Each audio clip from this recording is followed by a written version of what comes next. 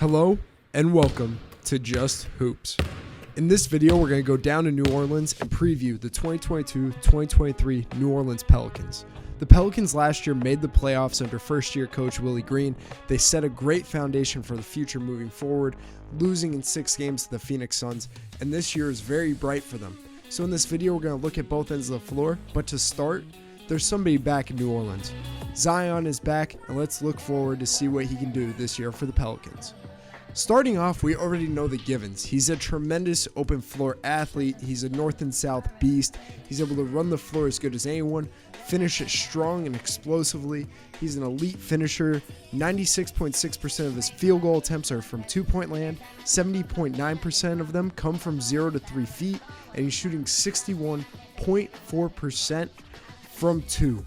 He's elite at getting downhill. He's able to finish it in a variety of ways with either hand above the rim and through contact, but it's going to be exciting to see him again play downhill and attack the rim. Now to talk more about his fit in Willie Green's offense, his off-ball movement will be huge for him. His ability to move off the ball and make plays. First things first, he does a great job at understanding and reading cracks in the defense and going to those areas, making himself available. But in these situations where he cuts, there's a lot of ways in which he can finish at the rim that we talked about earlier. But this offense is very cut heavy, off-ball movement, and he'll be able to fit right in and make a lot of plays at the rim. Another way in which he can fit easily into this New Orleans offense is as a screener. He can be put as the guy in 3-man actions, in their just basic pick and roll flow offense at setting the screen, getting himself opportunities to attack the rim hard and make plays in the paint. I can compare him as a screener to Giannis as a screener. I think that both of these guys are tremendous downhill athletes with the ability to finish in a variety of ways and really apply a lot of pressure at the rim, forcing defenses to collapse. And New Orleans' newfound roster and just new build around Zion is definitely a lot more spacing, so guys will be able to benefit more with Zion as a screener. Next, let's talk about his post play. Zion is an underrated post threat, and I think that the bulk of this positive offense could come with him being a passer. He's not the best passer. He had an under 2 assist to turnover ratio, but he showed a raw ability to understand where teammates are, where the openings are, and make smart, under control decisions when deep in the paint and in post situations, creating an opportunity for Willie Green to install an inverted offense. But the only way that this is successful is because of Zion's strength and scoring ability deep in the paint. He's able to back anyone down. He has great touch around the rim. He has a couple post moves he likes to go to, but it's primarily getting to his left hand, a nice hook off the glass. But his ability to score down here is what will produce high quality opportunities in post offense. Very similar to him being in post situations is point Zion situations, where he's the main ball handler in ball screen offense. I think Zion is an underrated and raw playmaker, and this can be seen in these first few clips of him in the pick and roll.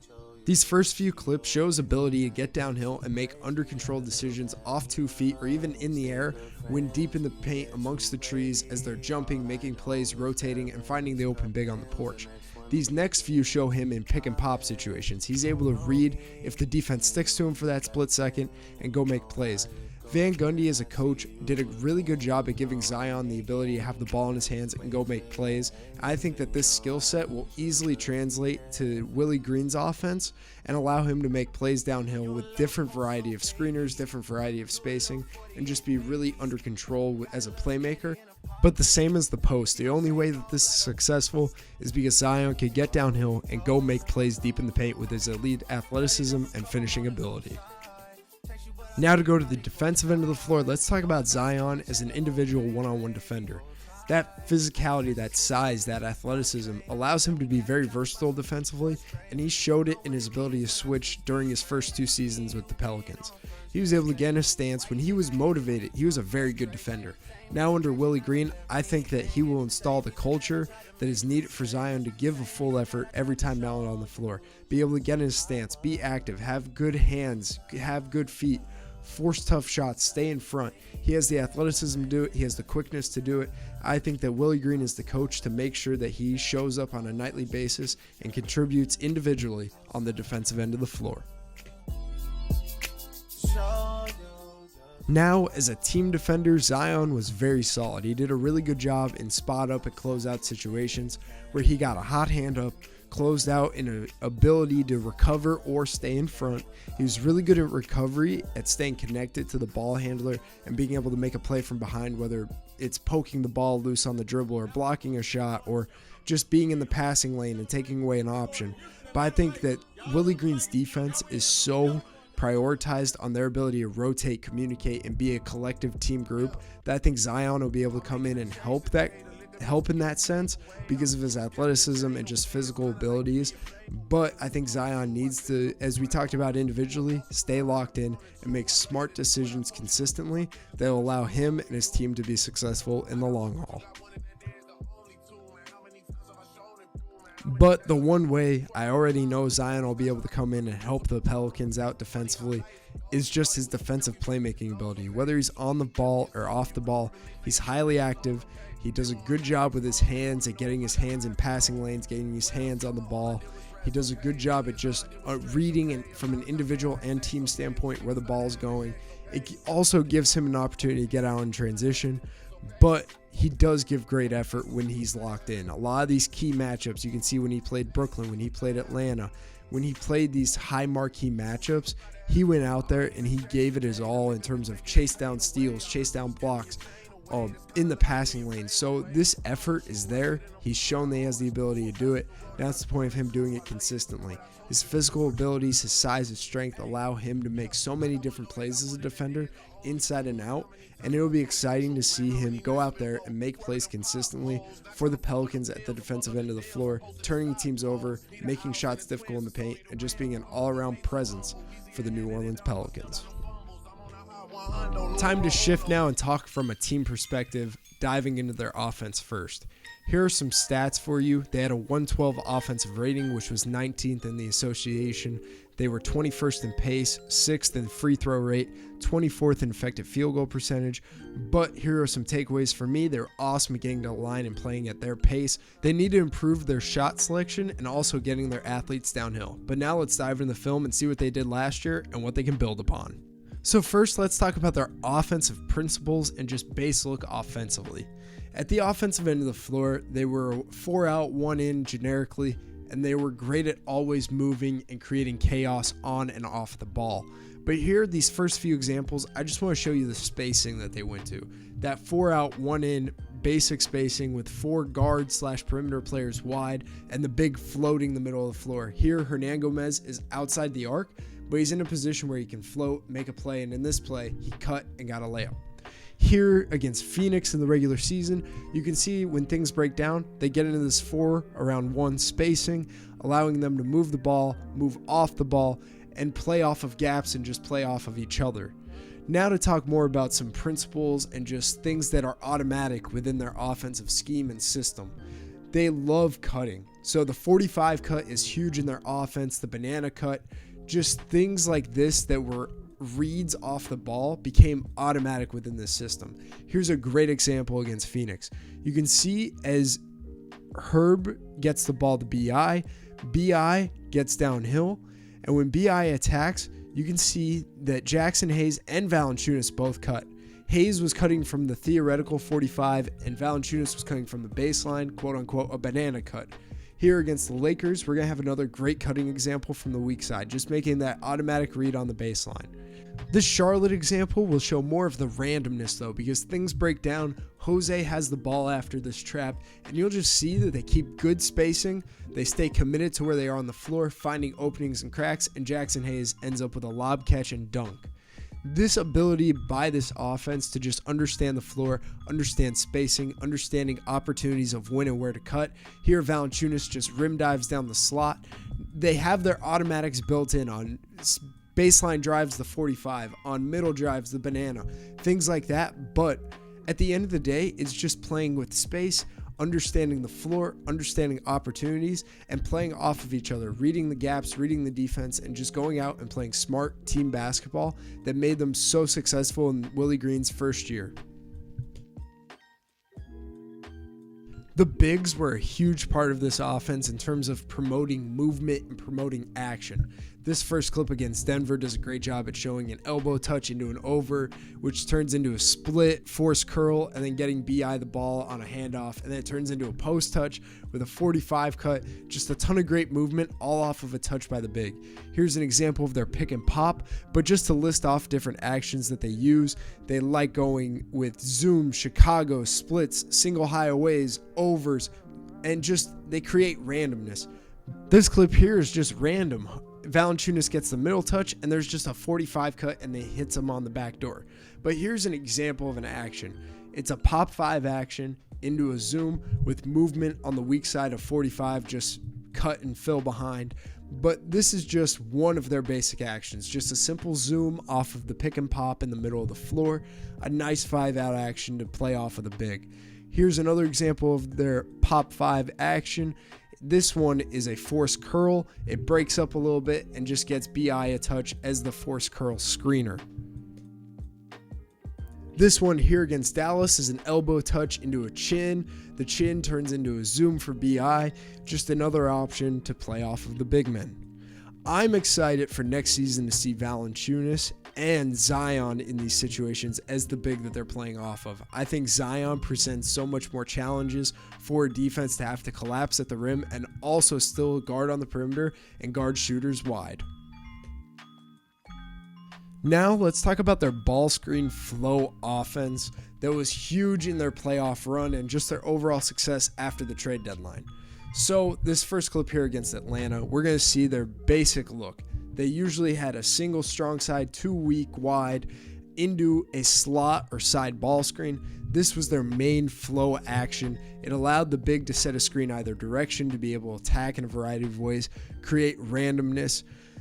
They usually had the off-ball non-shooter ready to creep in and find cracks on the rotation. They did a good job at putting a shooter in a spot that is available to the ball handler, which was usually the strong side corner, and the high guy on the wide side. But they also did it in terms of having the 45 be a cutter, and they changed it up. It was never the same look all the time. There was sometimes an exchange on the two-man side. There was sometimes a pin down. They had some type of movement, some type of action. But now let's look at their other flow, which is an empty side pick and roll with 3-man spacing weak. Here against San Antonio on the play-in, we're getting that empty side pick and roll. 3 guys are wide, and it allows CJ to go play in space and the roller to go attack downhill and make the defense collapse. Here you see that they just, on the 3-man space, they space out more, create more opportunities for CJ to find a teammate. Here against Chicago, we'll see that 45 cut activation and lift behind. Here against Phoenix in the playoffs, we'll see that empty side pick and roll with a baseline cut.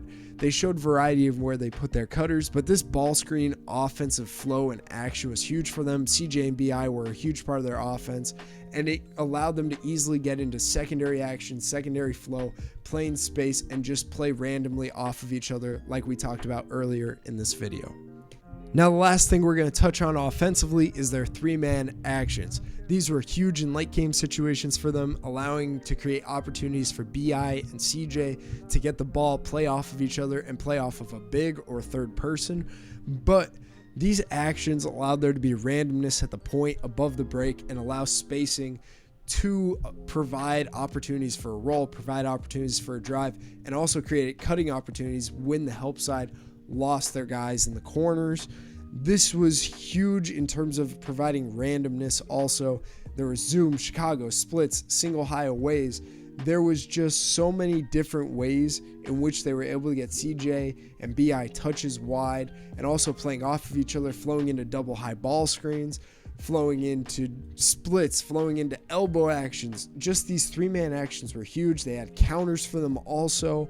It was a really good way late game to get good looks for their best players to play in space. But next year, I'm excited to see CJ, Zion, and Brandon Ingram play together in these 3-man actions throughout the season. It's going to create randomness. It's going to cause the defense to be on their toes and not know what to expect, and it allows their 3 best players to play together, play random, and just play the game of basketball at a very high level. Now it's time to go to the other end of the floor and talk about the Pelicans defense last year. Starting with stats, They had a 113 defensive rating, which was 20th, a defensive effective field goal percentage of 26th, but some key takeaways are that their size and length made plays.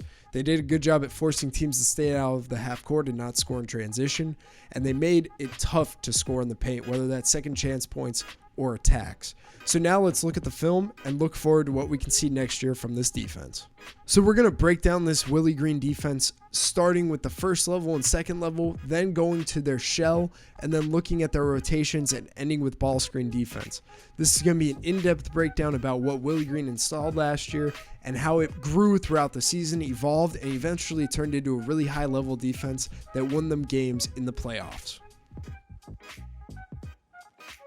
So let's start with the first level, which is key to this defense. It was a huge part of their success. This first clip does a great job showing what it means to be a high-level, individual, first-level defender. Here, Trey Murphy closes out, hot hands, gets himself in a stance, able to contain the ball, and once he contains, it allows there to be limited help. There is a slight stunt, but everybody else stays home, allowing the best defense to happen. The best defense is when there's no help. Here against Chicago, we'll see a great example of being physical, being up into the ball. Jose does a great job at staying connected to Zach LaVine, making it difficult for him to find an angle and get downhill, and also allows there to be no help. Jackson Hayes did come over, but he didn't come over enough to not be able to recover. Here against Phoenix, we have a double example. Marshall made a great play getting in front off of the Iverson cut, and then here on the closeout, they do a great job at getting into his stance, making a play, keeping his chest up, and playing to his ability. So overall, this defense stops the ball and pins the offense to a side of the floor, and that all starts at the point of attack. Apply pressure to your capabilities, be up into the ball, be physical, be aggressive, have great hand activity. They do a great job of activating at the point, and this sets the tone for their defense moving forward. Now let's talk about the second level. So in terms of the second level, this first possession will show what it means to have a perfect defensive possession. Great on-ball activation, and everyone stays home. No help is the best help. So they take pride in being good at the point and allowing there to be limited help. But now let's look at some examples of when the gaps have to stunt and have to be activated. Here you can see at the nail, they do a solid stunt on Anthony Davis. And then there is that slot cut. Anthony Davis is playing with the ball, but they're active at the nail. They don't like teams attacking the middle of the floor. They try to pin teams to a side, and that is shown by their ability to be very active at the nail and deter offenses from attacking the middle of the floor. Here, CJ did a great job at coming over, preventing Devin Booker from turning to the middle of the floor, forcing a tough fadeaway. Here against Memphis, you'll see the same thing. Jose did a good job at getting in the middle, stunting hard, and then closing out to the shooter. That nail is a huge part of their second level defense. But when it comes to attacking baseline, it's a slight stunt and deny back out to the corners. The corners aren't as much of a priority unless if it is a star driving the ball, but attacking that baseline, it's more denial. Here's another example of denial, but when things are dead or when a big has the ball, they deny 1 through 5 and make somebody that is uncomfortable or unable to make a play go make a play. So now let's briefly look at their base defense as a shell prior to when they need to rotate. Here Jackson Hayes is at the point. The nail is loaded. They do have activity on the baseline just for a stunt, but the lane line is their guide. The lane line is where they're packed in. They're protecting the paint. They're showing bodies in the lane. Here against the Raptors, Pascal Siakam has the ball, and the paint is loaded. All 4 guys off the ball are within arm's distance or a single step to the paint, showing how much they prioritize that and how difficult they make it down there. Here we got one more example from their Phoenix Suns playoffs games. You can see that they're up into the ball, up into Devin Booker, but the help isn't early, but everybody's at the paint. Everybody's a step from the lane, making it really tough to get an easy opportunity in the paint. So now we're going to dive into the rotations a little bit, starting with a phenomenal clip against the Orlando Magic. Here we're going to have the ball in the hands of Jalen Suggs. He's going to make a great pass to Mo Wagner. We're going to have the low man come over. We're going to have a drop behind him. The guy that got beat on the cut, CJ, is going to come out and X out high, and that is a great solid rotation, and Tony Snell's the low man is available to come over as a low man and make a play. But let's break it down piece by piece, starting with the low man. So here against Phoenix, we're going to see Larry Nance as the low man come in and make a play at the rim with a drop behind him. So it starts with the low man. The low man activates the rotation. They're a team that doesn't like helping unless if they have to help. And here's another example. We're going to have Brandon Ingram come in and be a primary helper, causing the entire rotation to happen. CJ drops and the strong side corner stayed home. Now against San Antonio, we're going to see the same thing. We're going to have Jose as the low man and everybody else drops behind, fills high, and they rotate, scram, and they do a great job at staying connected in rotation. Now against Portland, we're going to dive into more of the nuance within their help side. So this first play here, we're going to see Valanciunas come in, not the low man.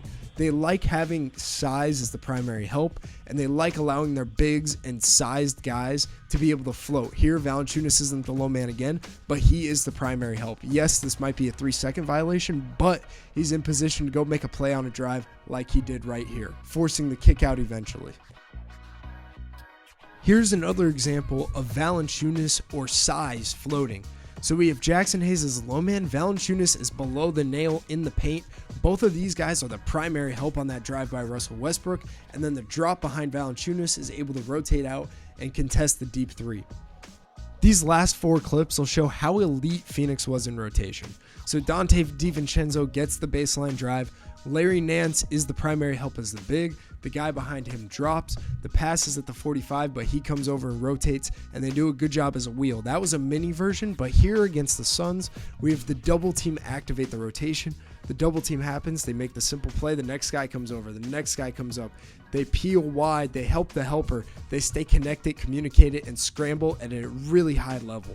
Here against Phoenix again, we're going to see the drive, we're going to see the low man come over, we're going to see a drop, and then we're going to see the next guy rotate. We're going to see Marshall be prepared to complete the wheel if the ball kept moving. And one last clip, we're going to have a full wheel rotation here against Sacramento. The ball drives, the low man comes over. There's a zone up, he ends up dropping. Then the peel out. The next guy is in the elbow for the gap, and they just do a phenomenal job at rotating and staying connected. Now it's time to talk about ball screen coverage to wrap up the defensive end of the floor. In terms of ball screen coverage, they like pinning to a side, as we talked about earlier, in ice and downing ball screens. They also show over and drops in emergency situations, but we're primarily going to talk about icing. It all starts at the point, though. You can see here that the activity at the point, forcing direction, and also having great hand activity was essential in getting the turnover. Here, Brandon Ingram forces and downs the ball screen. Just that initial activation at the point, regardless of what happens, they go and prevent getting in the middle of the floor, making things tough and forcing plays on the side.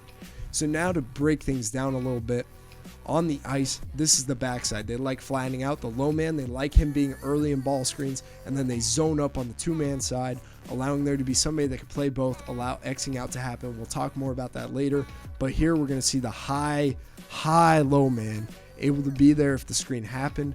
They're loaded at the elbow nail area, and the strong side's active, whether or not to stunt, deny, just being in a position to go make a play. They do a good job here at rotating out, staying connected, and contesting the shot. Here against Memphis, we're going to get a really good example of nail activity off the weak side, 2-man side, where they go stunt in and it tips the ball out, hitting off Ja's knee, forcing the turnover. Here we're going to have the most solid possession. Everybody stays home, there's no help, and they force a really tough jumper with the ball staying connected the entire time. Now against Phoenix in this clip, the ice breaks down, that early help forces the kick out, then there's an X down to the shooter.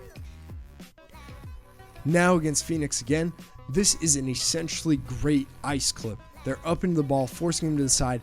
There's such good activity. The drop and the strong side are connected. The nails loaded. BI is the weak side guy was there. That was an essentially great possession and forced a really tough shot. Now we're going to talk about their single side, weak side attack. They did a good job at bumping with that single side guy and also giving him the ability to get out and rotate. How they dropped, we talked about this in a recent drop coverage video, but Valanciunas was in a spot to play both, allowing that single side bump to be pretty effective. And lastly, in MC side pick and rolls, they did a great job at loading the nail and plugging the rim and having that third guy wide and zoned up. This is another example of that empty side pick and roll. You can see the rims loaded, the nails loaded, and Jose is zoned up. It's just essentially really good defense, really solid, forcing tough things to happen in the paint and forcing the ball out. Here's an example of them forcing the ball out and having an elite rotation from the Peel man that got beat blocking the shot. The Pelicans have a chance to be one of the better teams in the West this year and potentially have home court under Willie Green with the return of Zion, their talent across the board from guys like Brandon Ingram, CJ McCollum, Zion Williamson, Jonas Valanciunas, rookie Dyson Daniel. They have a ton of talent and huge upside under a really good coach, and I'm excited to watch them this year. But I hope you guys learned something about the Pelicans before the season tips off. For more content, please like, subscribe, and share, and we'll catch you in the next one.